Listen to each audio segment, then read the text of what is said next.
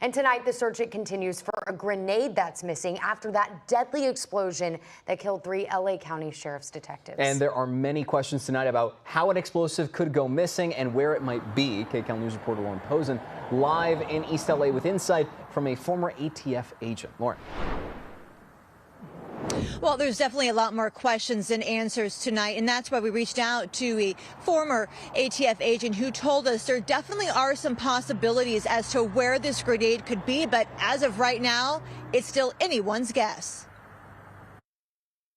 The fact that one is unaccounted for, and I emphasize, as the investigation goes on, they may determine it was a sympathetic detonation, and they may, that may not be the case, but it is a significant risk to public safety. Former ATF agent Derek Pleasance knows just how serious this situation is and what's unfolding behind the scenes as investigators race to find the missing grenade linked to the deadly blast that killed detectives Joshua Kelly Uckland, William Osborne, and Victor Lemus. These devices are small. They're handheld.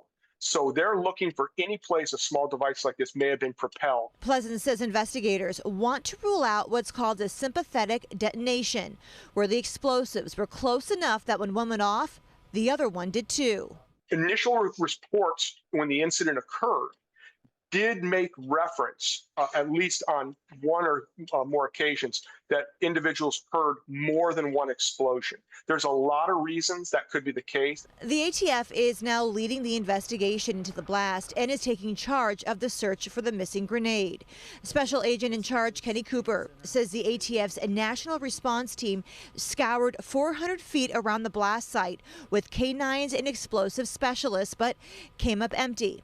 Pleasance believes they likely combed through the area to rule out other possibilities. When the first device exploded and detonated, it would have propelled or ejected that second device. And the amount of weight in that explosive device, unknown at this time, could have launched at a considerable distance. When an explosion goes off, he says nothing just vanishes. That's why he believes the forensic investigation could be key in figuring this all out. The grenade body is going to break into many, many pieces, thousands in the case may be, but those pieces still exist, and the paint on those pieces still exists. The safety spoon, if it was present, will still exist in some format. The grenade pull pin, if it was an actual device, would still likely be present in some way, shape, or form. The ATF expects the results of that investigation to be completed in the next 45 days. Now, tonight we are right outside the training facility, and this memorial for the deputies continues to grow.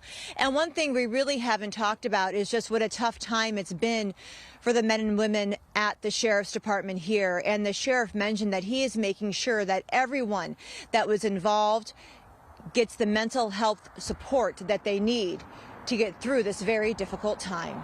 Reporting live in East Los Angeles, Lauren Pozen, KCAL News. Just such a sad story for so many people. Lauren, thank you so much for that report. Another